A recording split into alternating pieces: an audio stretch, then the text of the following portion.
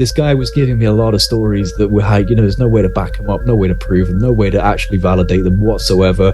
And he wanted me to kind of say them, and like, he was like, no, it's the way it is, it's the truth, like, you should put this in your next video. And that's where I started getting suspicious, because they were trying to seed this stuff into my videos.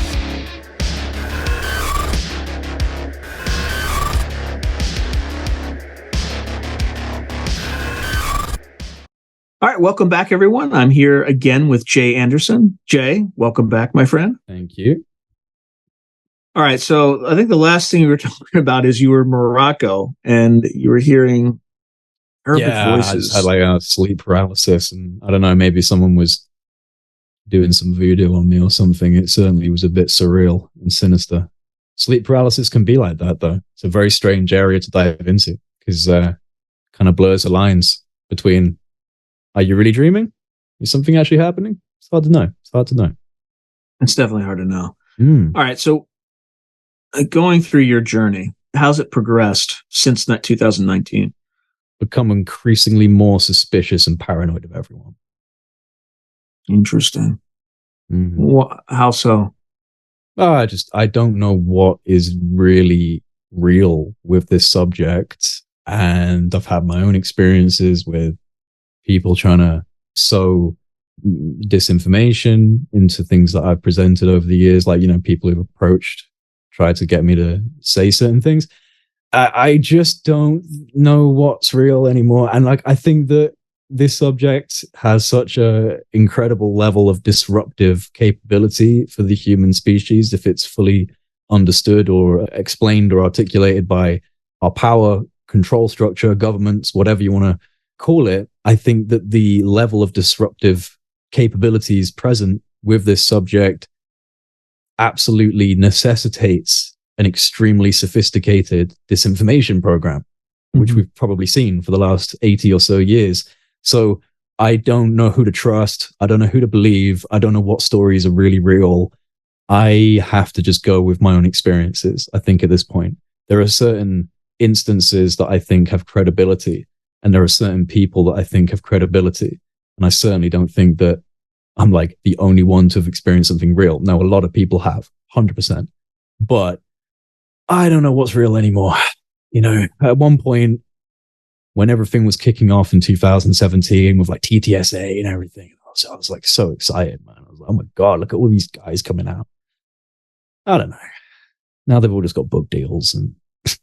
Well, I was just talking to Morehouse about the Mosul orb. Familiar with that? Yeah, of course.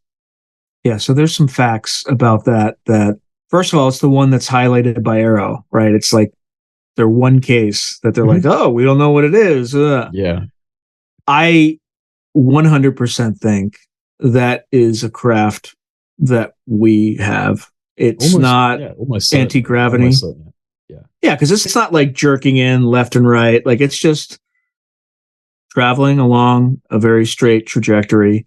And I think it got caught in camera, and I think they need to... Like, I think Arrow their sole purpose is disinformation. Oh, yeah, no, and I don't trust them. The key piece of evidence to me that explains that is every witness that went to talk to them had to sign a non-disclosure agreement. Why? Yeah. Like Robert Salas, his stuff is out in the open. Why would he have to sign in? Right? So it's akin to like a counterintelligence kind of Venus flytrap, right? Or honeypot. It's a honeypot. Well, it's not really. I mean, I'm sure Sean Patrick is attractive to some females, but it's not exactly a honey. You know what I mean? Like, they're just there to capture these people, expose these people, and lock them down so they don't talk anymore. Yeah. And also, I think, present information to the public in a way that's so bureaucratically dry and boring that most people would suddenly consider something as radical as potential non-human actors in our skies as a boring, bullshit, bureaucratic topic. So, it certainly does seem to be playing the role of downplaying the importance and the overall resonance of the subject. Well, here's a question for you. Since when did we start classifying balloons as UAPs? Yeah, for sure. Isn't that interesting? I mean, it's just literally when we had those Chinese balloon incidents, that's when they started calling them UAPs. Why would they do that? especially when like UAP now, according to the actual official nomenclature, like what that stands for, because it's changed a few times what UAP stands for. Now it stands for unidentified anomalous phenomena. To advertise on Through a Glass Darkly, email throughaglassdarkly@gmail.com.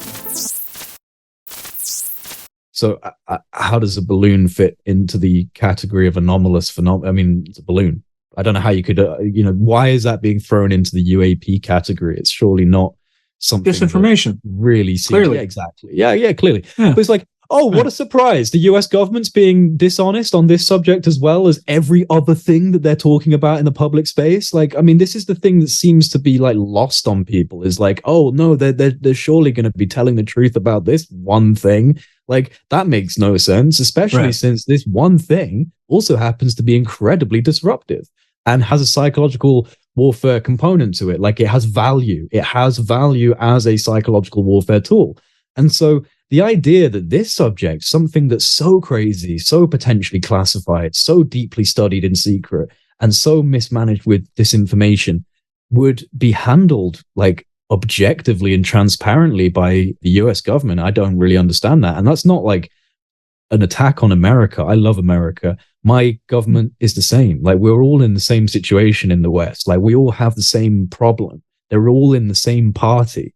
You know, Ricky Sunak, I think his name's Ricky Sunak. I can't even remember the name of my own prime minister. That's how little I care. Yeah, Ricky, he's friends with Biden. You know, they're all friends. They're all part of the World Economic Forum. And that's not even a conspiracy, because Ricky Sunak literally is part of the World Economic Forum. He came up through the Young Global Leadership Program, just like Boris Johnson, just like Justin Trudeau, just like Emmanuel Macron. Like, my point is that, you know, they're all running in the same corrupt group. And the idea of trusting them on anything disruptive is hard. Now, that's different because there are layers. Now, that's not saying like, oh, Tim Burchett and Marco Rubio, they're all lying to us. No, they're following what they believe to be the roots of truth. Yeah, I think Tim Burchett's the rare exception so far. In terms of what you think he's read I think he's one of the. I think he knows some stuff, but I think he has to be, because in his congressional district, it's like part of Oak Ridge National Lab is there, which is where they do nukes. From my experience with Burchett, I would say he's not. I would say that he's someone that has recently become interested and open to it, because he doesn't demonstrate a level of background knowledge that would indicate he knows enough. I think he's just very interested. Okay. My personal opinion is he's one of the exceptions in that he actually cares about getting out the truth, but I think he knows. I think he knows a little bit more than he can say, simply because he's read into some of these programs. But I don't think he's read into a lot. The other thing, again, a good counterintelligence tool that they'll use is they'll read you in on a project that's like 95% open source intelligence. And then you can't talk about any of that. Exactly. So that might have been what they did to Rubio, because he's been very quiet. Yeah. Or whatever this is, a secret is so disruptive that it would cause a civilizational collapse. Right. And I'm not talking about upsetting religions and things. I'm talking about things that are far darker. Where do you think this is all leading? You think we're going to get any disclosure? Anything? I don't know, man. I don't really know what that means. I guess people have different definitions of what disclosure really means. A government's going to say that they have evidence of non-human technology and beings. They've kind of already said that, like, to an extent. You know, like on multiple yeah, sources. Like they've kind of already said that. Are they going to roll out a vehicle? I doubt it. Like, I don't see that happening. Never. Like, you know, so what is disclosure? What does it really mean? Are they going to just let it naturally unfold? You know, like, for example, John Ramirez says that he thinks the James Webb Space Telescope was deployed with a very specific thing in mind that they want to reveal to make it look like, oh, we've just stumbled across this. In fact, they actually knew what they were looking for beforehand. Maybe that's true. Like, maybe it's going to be a gradual acclimation process where they start introducing the concept of other biospheres that have actual complex life developing on them, and they start kind of building that brickwork up. But, you know, you've already come in hot with unidentified flying objects in the sky with capabilities beyond, any sort of blue and red arsenal. So it's like, okay, so it's it's no human capability whatsoever. Well, it gets into a whole other rabbit hole with, advanced secret propulsion and classified electrogravitic studies and, the Tesla patents and T. Townsend Brown and how much of this is ours. And the reason I'm bringing that up in terms of where do I think disclosure is going to go is because it's like, well, how much of this is actually non-human? When the United States and China clash, the world will never be the same, especially when forces beyond reality threaten to intervene. What if the United States went to war with the People's Republic of China? How would these rivals fight for supremacy on land, sea, air, and across the stochastic streams of time? What wonder weapons would be unleashed? What horrors would emerge from the irradiated sludge of the South China Sea? What heroes would rise and forever change the course of history? Tread into the deepest and darkest dimensions of the multiverse, gaze through a kaleidoscope of fractured realities, and bear witness to the disturbing visions of World War III from today's greatest minds in science fiction, fantasy, and horror. Weird World War, China. Available now from Baen Books at Baen.com. How much of it is non-human and how much of it is just being covered up and it's black budget classified aerospace platforms?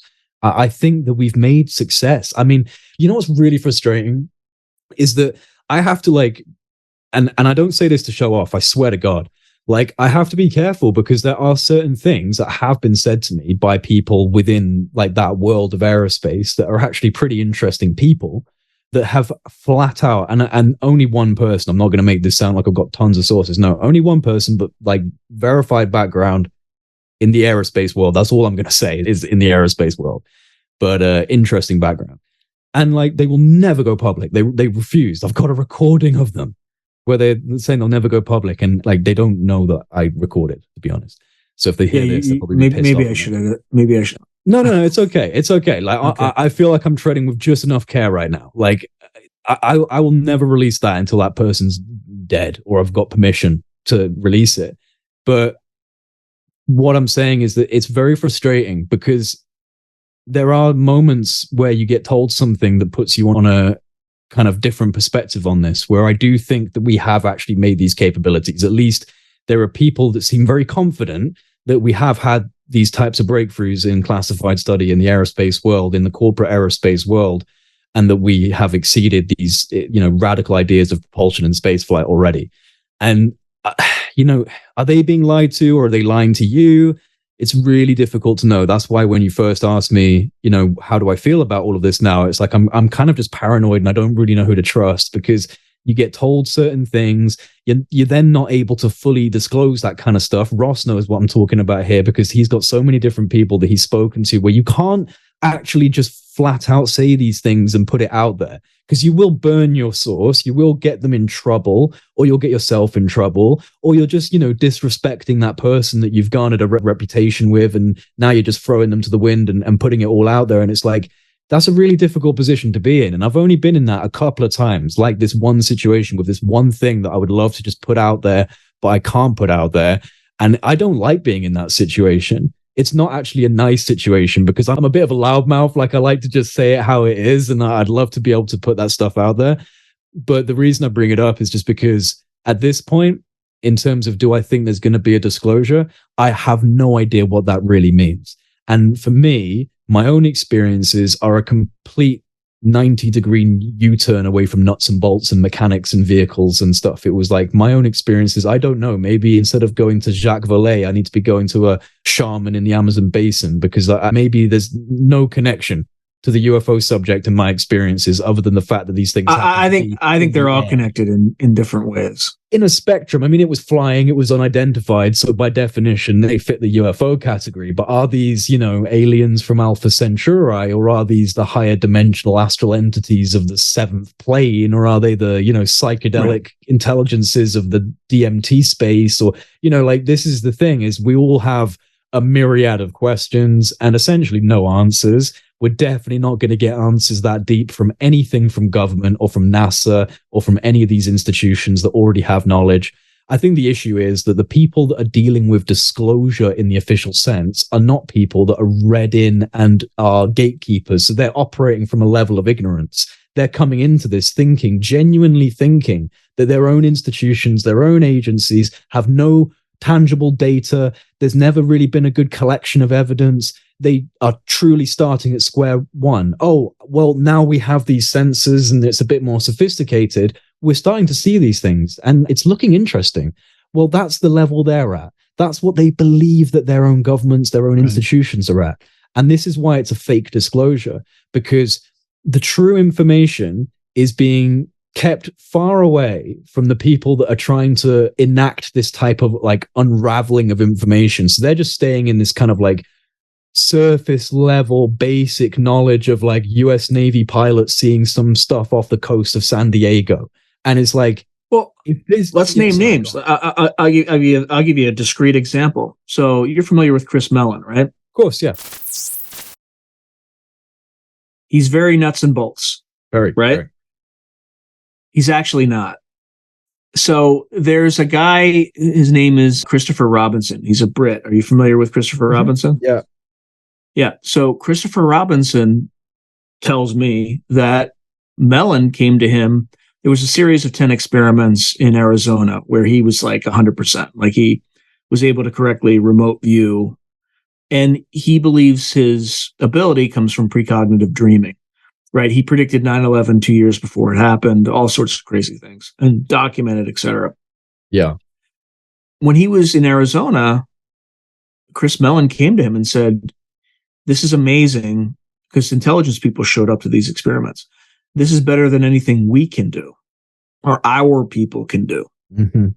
So what you're seeing from him is this the American version of blue-blooded, like the people can't handle this. We're so much smarter. I hate that shit. I fucking hate that shit. So does his cousin. Yeah, so I've heard. Yeah. John Warner. Yeah. So again, I don't know him. I'm sure he's a fine person, whatever. And I don't know his motivations for keeping it at the superficial level. Maybe he righteously believes that people can't handle the real truth. But if you look at that group that they swim around in, like the Leslie Keans of the world, right? Like she has a whole book on these manifestations, right? Where, there's ectoplasm and like touching hands and darkness and stuff like that. So the only point is this goes far deeper. And I think the only way that any of us get to the bottom of this is a difference between belief and knowledge.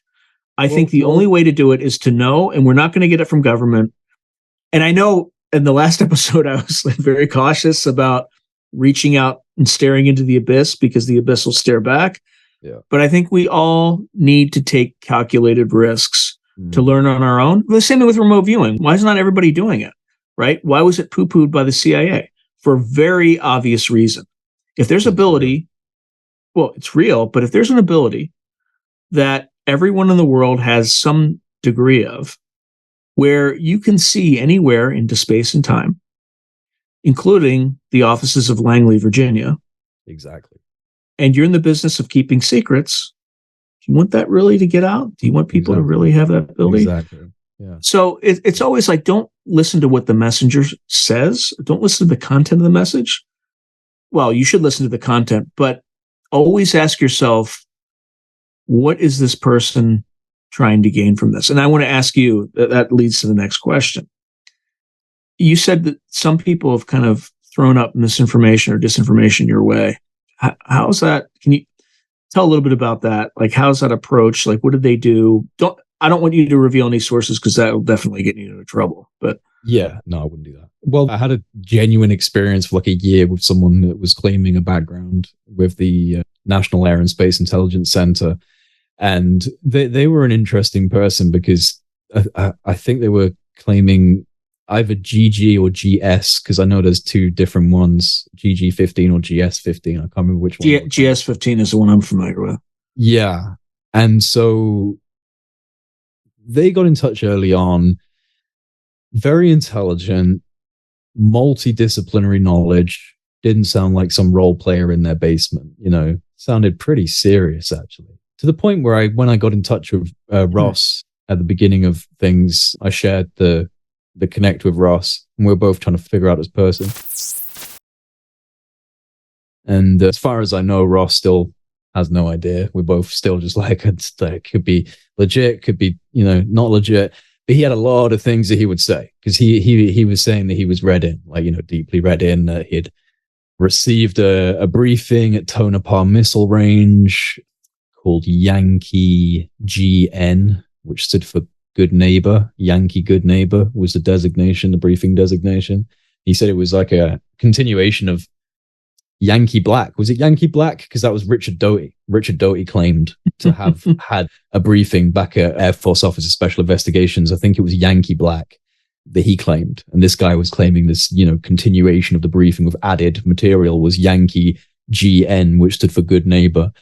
And that everything that's kind of classified is now, like, everything exotic propulsion wise is all going on at Tonopah these days.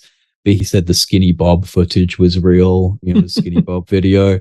He'd said that it's been debunked, right? Like that. Well, I mean, to be fair, it hasn't been, I wouldn't say it's been conclusively debunked, because the weird thing with it is there is obvious artifacts inserted into the video afterwards, like old film, all this kind of stuff. And that can be successful in kind of masking CGI if you use things like that. I think there's some film YouTube channel. They're like film experts. And they went through the Skinny Bob video, and they were able to like look at compare the footage to, it's supposed to be, I think, like VHS sort of footage and stuff like that. But the time codes were all off. It's supposed to have been sequestered from the fall of the Soviet Union. That's the claim behind the story, is that it was apparently taken out of the Soviet Union when they were basically selling military secrets on the black market. And then it fell into their hands. But either way, I don't know. It's an interesting video, and like, it's very old. It was uploaded, like, even in terms of like forgetting what they're claiming the age of the video is, in terms of the upload to YouTube, it's like 12 years old. It's really impressive CGI. Like, a whole lot of money went into that. Okay. I'm not an expert. I did TV and film production for a university, but I'm not an expert. But it would still cost a hell of a lot to do that, especially 12 years ago, or even more now, actually, because it was probably about 15 years ago now. It's a significant amount of time. So it's very impressive. And it's just counterintuitive. Just quickly on the Skinny Bob thing. I'm not saying it's real. I'm just kind of like playing devil's advocate. It's a bit counterintuitive. Like, if you spend a lot of money on making a hoax, you're probably going to do one of two things. You're either going to do it again because it was successful and you're going to try and trick people again, or you're going to come out and be like, I tricked you. Like, it was me. I fooled you all, dumbass. Like, no, it wasn't aliens. But neither of those things happened. They just uploaded like 6 clips all at once, and then done. And that was it. And it's never been repeated. Nothing similar has been done. And then you're interested in remote viewing. They remote viewed it. There was a whole thing of remote. Oh, really? Yeah, dude. Like, they tasked. There's a YouTube channel that did it. They're Crypto like viewing? A remote viewing centered channel. If you type in on YouTube Skinny Bob remote viewing, it's like the only video where someone's done it's probably this, like Daz Smith and like Reardon. I don't think it's Dan Smith, but Daz. Yeah. Oh, is it? Yeah, they tasked a bunch of remote viewers, and they all got the same kind of thing. Like a creature in a military environment, a very male-dominated environment, feeling lost, feeling like it had been left somewhere. They were all feeling the same thing. So it's kind of weird. Like, I don't know. My point being, however, this guy was giving me a lot of stories that were like, there's no way to back them up, no way to prove them, no way to actually validate them whatsoever. And he wanted me to kind of say them, and like, he was like, no, it's the way it is. It's the truth. Like, you should put this in your next video. And that's where I started getting suspicious, because they were trying to seed this stuff into my videos. But he's very insistent about you seeding. Oh yeah, no, right? I mean, well, he'd be pissed off if I doubted him. Like, if I was questioning, if I was like, okay, that's a clear. That's a clear. How do I prove this? Yeah, how do I prove this? He'd be like, like, well, you should trust me. Like, I'm not just some jackass. Like, whatever. It was trying to make me feel like I was stupid for not wanting to just blindly regurgitate the stuff that he was saying. So, like, that's one experience where I definitely feel like I was brushing up against someone that certainly felt like more than just like a troll, because they were very smart. And we spoke for like well over a year, like on the phone and stuff. Like, we had a lot of conversations, and like, this wasn't some idiot. He was very intelligent. And actually, do you know Scott Walter? No. Different universe, kind of, because he's in like the archaeology, hidden mysteries world. But our worlds kind of intersect, especially at conferences. Of course. And so I bumped into Scott a few times, and he actually got in touch with me because he found out that I was talking about this guy called Holden. This is the name that had been given, like this. He called himself Holden, and a few people who've been knocking around my YouTube channel since like the beginning will know the name Holden, because I was talking about him at one point. That's interesting. Isn't that the main character of Catcher in the Rye, Holden Caulfield? Yeah, and there's this whole thing with like the Mothman prophecies, and then also with like that weird documentary that came out about that mining town in America where paranormal stuff was going on. They were led there by a guy called Holden. So like there's this whole thing with Holden that seems to be echoing through different paranormal groups and stuff. So I don't know if it's the same person or if he's playing on that. Maybe he's playing on that. Well, the other thing is, what would from your perspective, what would his motivation be? Given the information that he was giving you, what would his motivation be? I think, well, he tried to boost my ego. And so if I reverse engineer what he was saying, I have to imagine that he saw me as someone that was up and coming and starting to kind of get a name and was getting guests and getting some interesting connections and would be a good blank slate because I'm starting to gain a voice. There's a platform for them to disseminate a certain message out to a certain level of the population that they're trying to mess with if this is the scenario that's happening. So, he was bigging me up and being like, at the beginning, like, you got like natural leadership skills and you're very good at what you do. You're very smart with the presentations and people are drawn to it. And like, just making me feel really good about what I was doing. So I have to imagine if I look back on that, it's probably because they kind of saw me as a good mark of potential influence, Well, I mean, you get, kind of enmesh themselves with you when you have potentially a really healthy YouTube following, which is only, guaranteed to increase over time. They just get you early. British or American? Sounds American to me. American. Yeah, American. Okay. Yeah. Now, the question is at some point, if this thing is leaning toward more disclosure, these people will start reaching out and cultivating you to get their message out in a way that they're shaping it, right? It's not necessarily going to be the entire truth, but it'll be, hey, how can we shape this? Yeah. So, but I'm a lot more savvy now. I wouldn't say I'm impervious, but I'm a lot more savvy, and I have friends. None of us are impervious. Of course, none of us are impervious. Of course not. Tradecraft is tradecraft for a reason. Yeah, everybody has a leverage point. Everybody. So, just my approach has always been, I'm willing to hear people out. If there are logical holes that I can drive a truck through, I'll politely mention them. Yeah. But at the end of the day, I don't know. So even the most outlandish theories could have an element of reality in them. Yeah. I mean, we could be living in a simulation. Like if I look at my life, we probably are. If I look at my life, it's just like there's so many things that are preposterous that it doesn't mean. I'll give you a random example. Again, this is unrelated to UFOs, but are you following the whole Bud Light controversy in the United States? Yeah, with Dylan Mulvaney. Yeah. I got into a fight with their CEO in high school. No shit. He tried to bully me and he effed around and found out. Yeah, he found out. Way. But it's just like that stuff happens to me over and over and over and over again. Yeah. Like I applied to all the military academies. Guess whose primary nominee I was? Joe Biden. Like it's just this crap happens over and over again. It doesn't make any sense. It makes no sense. So anyway, I mean, I got a million stories like that, but I'm not going to belabor for them. So what's the path forward, man? Like, how are we getting through this? Because the government ain't going to tell us. I mean, I think we agree on that. Yeah, I think the path forward, at least just from an individual level, is for me. This has always been a more consciousness orientated topic, and so like I think the more truth, more reality about this will be unveiled as we progress technologically. Now, like it's counterintuitive because obviously I recognize and I agree with people when they say that our focus on technology has decreased our empathy, our spirituality, our humanity, that, it's paving the way to destruction. a technocentric evolution. But I think there is a possibility that technology can also have a kind of a reverb effect and actually bring us back towards a spiritual existence. And the reason why I think that is because science is becoming a lot more esoteric just because it has to, as we're because of quantum mechanics. Exactly. So as we're entering into this quantum world,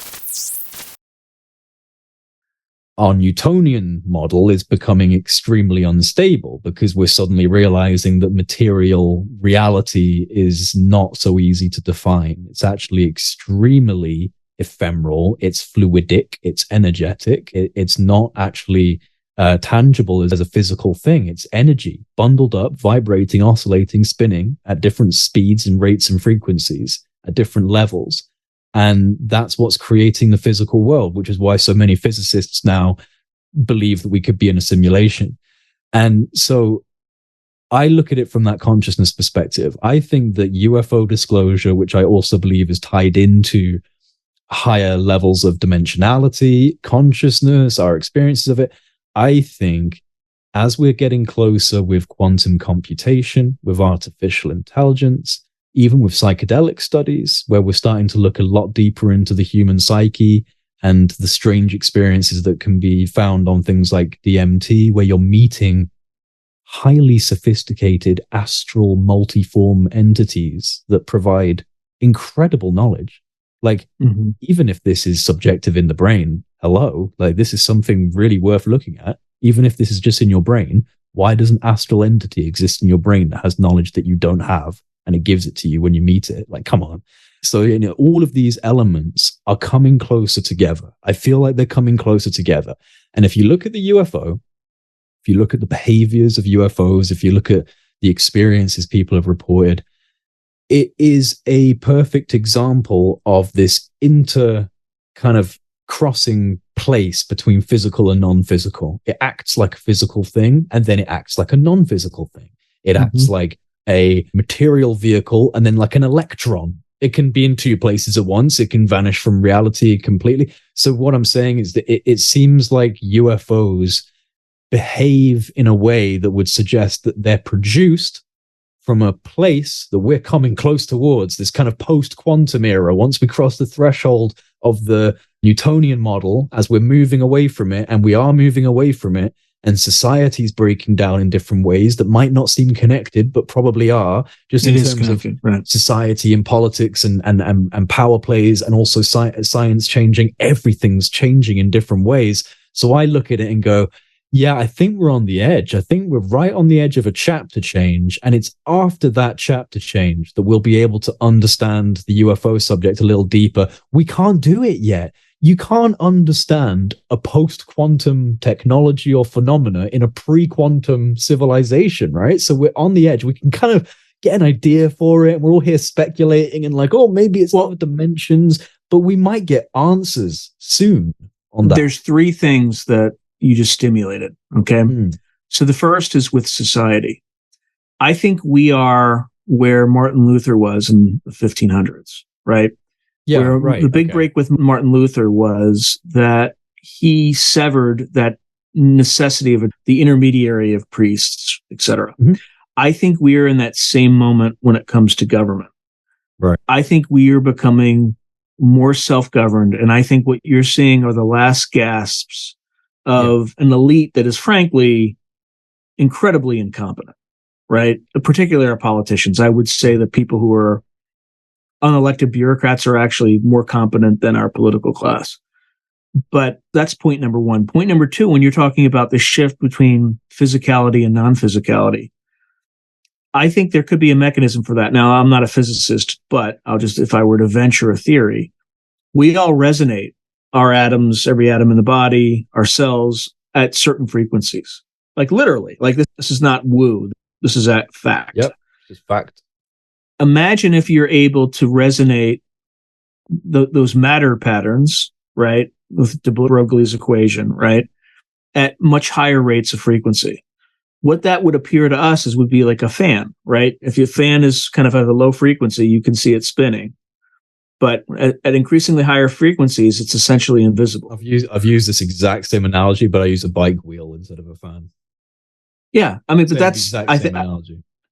So I think there's an element of truth there, but I don't know how to operationalize it. But if you're manipulating space-time and you're compressing space-time, you're essentially increasing frequency. Yeah. And that's why these things could appear to wink in and out of existence. Again, a physicist should check me on this. I could be completely... Well, a physicist checked me on it because I put a tweet up about this, like basically saying the same thing of like, you know, if you think about spinning a bike wheel and you try and put your hand through the bike wheel, your hand will bounce off of it because it's spinning so fast, it's giving the illusion of solidity. But if you slow that bike wheel down, you can put your hand straight through. Well, all of the atoms in this wall behind me are spinning really fast. If we slow those down, then perhaps we can go through it. But, you know, atoms can be slowed down by cooling, and they have this thing called Bose-Einstein condensates, which is where you get down to this incredibly cold level with atoms and they start to slow down the spin. But in terms of being able to slow down the atomic spin rate of like a wall to where you'd be able to pass through it, it's like basically inconceivable to us. Not that it's impossible, but this is where you get into that kind of any sufficiently advanced technology is indistinguishable from magic, quote from Arthur C. Clarke, the third law of Arthur C. Clarke, which could apply here, which is that, yeah, to us, the idea of slowing down the atomic spin rate of an entire wall is ridiculous. But maybe for these creatures like these greys that people claim literally just come through the walls, and sometimes they're holding devices, maybe they have a device that allows like for localized, isolated atomic spin rate to be reduced in certain areas. So it's like, okay, the wall in front of me, reduce it. I can now pass through it like a ghost, like smoke through the air. But, you know, we're not there yet. This is that pre-quantum era versus post-quantum era. In a post-quantum era, if we have technology that works on like macro quantum capabilities, yeah, you should be able to do things where you can make a microphone behave like an electron. Suddenly I can make it, you know, kind of bilocate. And we're obviously not there yet, but we're right at the edge. There've been some recent innovations and creations. There was one, I can't remember the university, but they actually managed to create a material that is existing in two quantum states at once. So it's basically proved Schrodinger's cat, the Schrodinger's cat equation of like dual states. It's a fluctuating material that is basically flipping between two different quantum states. And that's the first time we've done that on a macro scale. So we've done micro quantum fluctuations, but that's the whole kind of like problem with it, is that it only happens on the quantum level. How do you get these quantum effects bigger, and how do you, you know, influence a larger object with this type of thing? We're just at the beginning. And so quantum computation, artificial intelligence, room temperature superconductivity, creating macro quantum materials, metamaterials. We're right on the edge, man. We're right on the edge. If civilization doesn't collapse beforehand. If we don't nuke ourselves into oblivion before then. Yeah.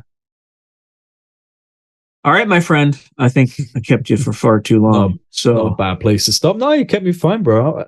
I do this for a job. I enjoy talking about things. Yeah, and speculating and just trying to figure out what the heck's going on. So I appreciate you, and thanks for showing up. You're most welcome. If you enjoyed today's video, please hit like and subscribe, and also hit the notification button so you can be notified whenever I post new content. Thank you.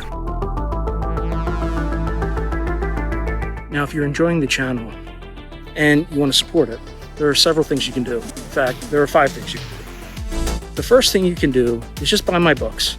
I got plenty of books out in the market right now, and I would prefer that folks buy a book rather than giving me direct support, because they get something out of it. They get a real tangible product. The second way you can support me is by becoming a member on YouTube or becoming a patron on Patreon. And just go to either site and it'll explain everything.